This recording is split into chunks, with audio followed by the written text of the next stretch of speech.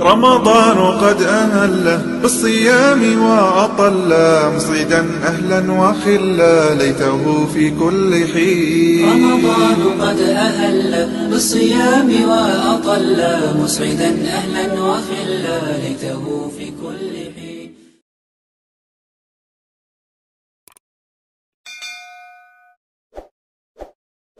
وَإِذْ تَأَذَّنَ رَبُّكُمْ لَئِن شَكَرْتُمْ لَأَزِيدَنَّكُمْ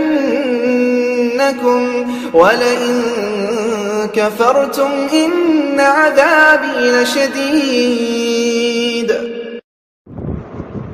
اعوذ باللہ من الشیطان الرجیم. بسم اللہ الرحمن الرحیم. ان الانسان لربہ لقنوط وانہ علی ذلک لشہید. صدق اللہ العظیم. انسان اپنے رب کا بہت ہی ناشکرہ ہے اور اس پر وہ خود گواہ بھی ہے. محترم دوستوں اور ساتھیوں، ہم دن رات ہر لمحہ ہر وقت اللہ تبارک و تعالیٰ کی عطا کی ہوئی نعمتوں سے مستفیض ہوتے ہیں. قرآن مجید میں اللہ تبارک و تعالیٰ نے فرمایا کہ اگر تم اللہ کی نعمتوں کو گننا چاہو تو تم ان کا شمار نہیں کر سکتے. اور یہ حقیقت ہے کہ اللہ تبارک و تعالیٰ نے انسان کو جتنی نعمتوں سے نوازا ہے اور ہم ان نعمتوں سے مستفیض ہوتے ہیں، لیکن اللہ تبارک و تعالیٰ فرما رہے ہیں کہ انسان ناشکرہ ہے اور یہ اس بات پر خود گواہ بھی ہے. اور حقیقت یہی ہے کہ میں اور آپ اپنی زندگیوں کا جائزہ لیں، کیا ہم اللہ تبارک و تعالیٰ کا شکر ادا کرتے ہیں یا نہیں.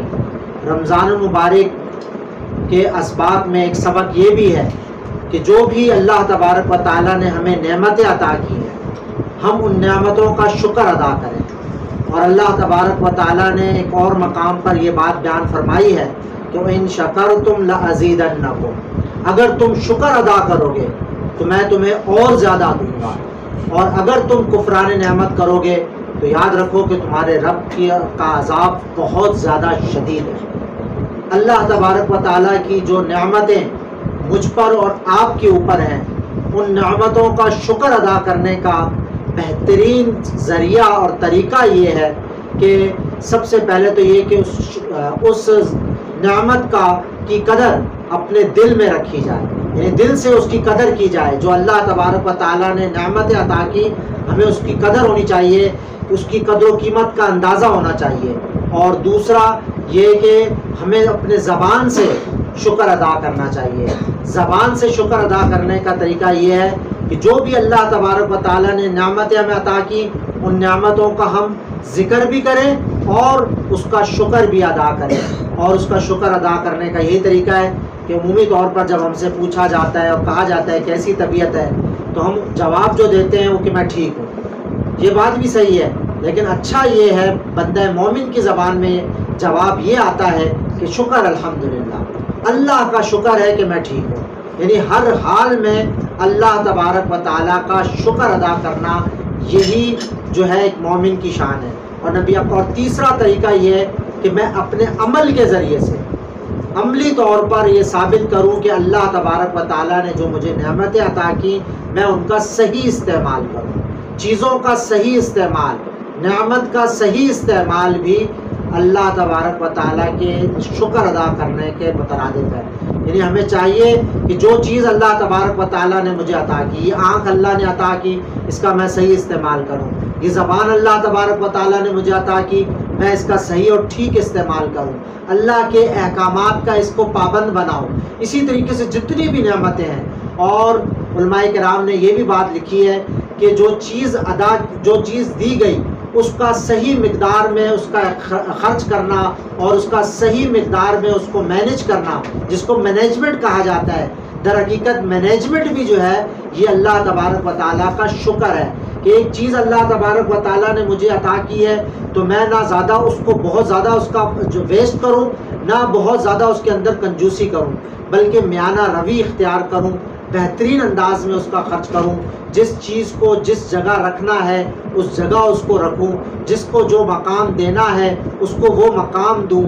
اور یہ فرد سے لے کر معاشرے تک اور انفرادی طور سے لے کر اجتماعی طور پر، اور ایک عام عوام سے لے کر حکمران تک، حکومتوں تک، اداروں کے اندر بھی اسی چیز کا تعلق بہت زیادہ ہے کہ جہاں مینجمنٹ ہوگی، جہاں چیزوں کا صحیح استعمال ہوگا، جہاں لوگوں کو اور چیزوں کو صحیح مقام دیا جائے گا، وہاں معاملات بہتر اور صحیح طور پر رہیں گے۔ لیکن جہاں جہاں بھی انسان نے مینجمنٹ کو ختم کیا، یعنی کہ چیزوں کا صحیح استعمال غلط کیا، صحیح چیزوں کا استعمال کرنا چھوڑ دیا، تو اس کے نقصانات پھر انسان کو خود ہوتے ہیں۔ اور یہ جو اللہ تبارک و تعالیٰ فرما رہے نا، وَإِن شَكَرْتُمْ لَأَزِيدَنَّكُمْ، تم میرا شکر ادا کرو گے تو میں تمہیں زیادہ دوں گا۔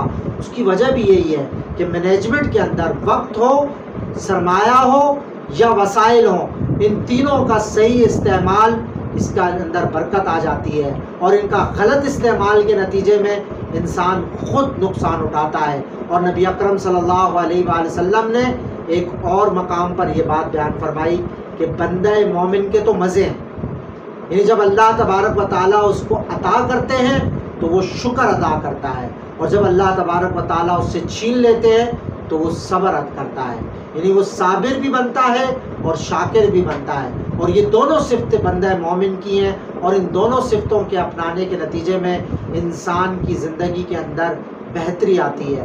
نبی اکرم صلی اللہ علیہ وسلم کی بے تحاشا دعاؤں کے اندر نبی اکرم صلی اللہ علیہ وسلم کی ایک دعا یہ بھی شامل تھی کہ اے اللہ مجھے شکر ادا کرنے والا دل عطا فرما، یعنی جو شکر ادا کرنے والا دل ہوتا ہے در حقیقت وہی مطمئن دل ہوتا ہے۔ رمضان المبارک میں اللہ تبارک و تعالیٰ کی جن نعمتوں کو ہم استعمال کر رہے ہیں، اللہ تبارک و تعالیٰ ان نعمتوں کا صحیح شکر ادا کرنے کی توفیق عطا فرمائے۔ وآخر دعوانا ان الحمد للہ۔